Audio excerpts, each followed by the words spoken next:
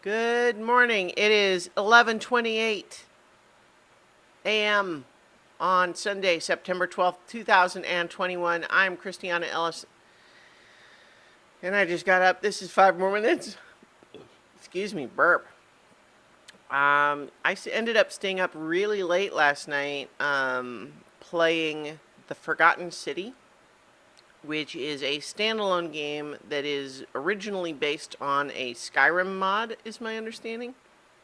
But you do not need to have played, have installed, or even have enjoyed Skyrim to play The Forgotten City. It's an unrelated, just uses the same engine.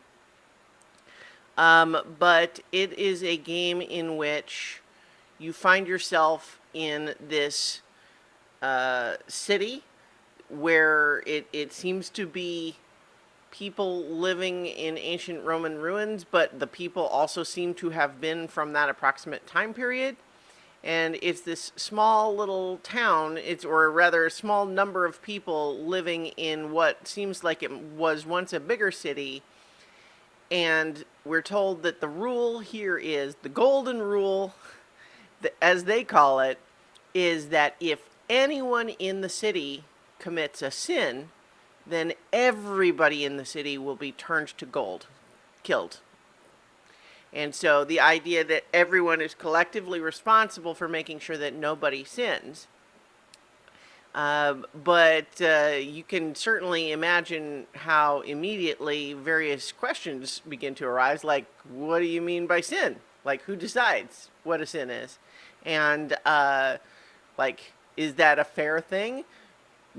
Even if it's not, does that mean you don't still have to do it? And that sort of thing. But so you are summoned to speak to the current leader of this little village, who tells you he has received a premonition that today someone is going to commit the sin, break the golden rule, and kill everybody who's there. And he believes that you were sent to figure out who it was, or who it's going to be, and try to prevent it if you can. But here's where the actual gameplay kicks in. If you fail, there is a ritual that will allow you to travel back to the beginning of the day. So we got a time loop game where what you're trying to do is explore this little village, talk to all the different people, and try to figure out who it is that's going to break the golden rule and prevent them, ideally, right?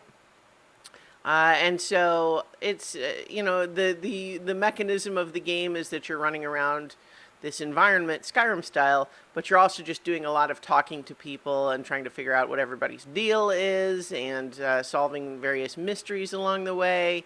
And the whole thing is kind of constructed to be sort of an interrogation of the idea of sin and collective punishment and all of that those sorts of ideas.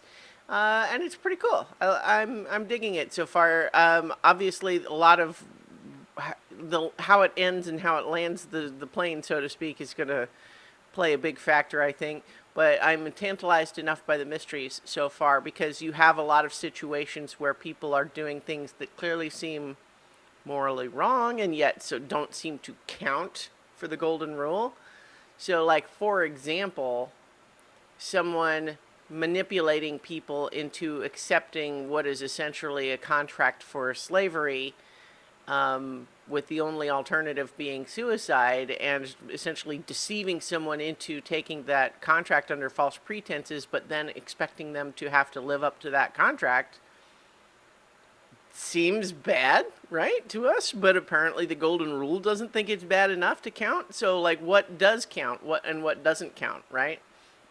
It's interesting to have the game explore that. And so the one thing about it that led me to be playing it so late last night is that the loops themselves can end up taking quite variable amounts of time, more so than I expected. And so I kept sort of waiting for the next loop to restart, but then it kept kind of going on and on. I think part of what happens there is that you're not on an absolute clock. There are various things that start and stop the timer, so to speak, in terms of how the day is progressing, as opposed to Outer Wilds, where, like, no matter what it is that you're doing, the little timer keeps ticking, and so if you spend a lot of time in the menu, that still counts. As opposed to this one where it seems like certain things will advance the clock and other things don't. And so it's a little unclear in that regard, which is, I mean, it's fine because that it's not really about precision control. It's really just more about solving the mysteries. And I'm kind of, but I'm enjoying it, so I recommend it.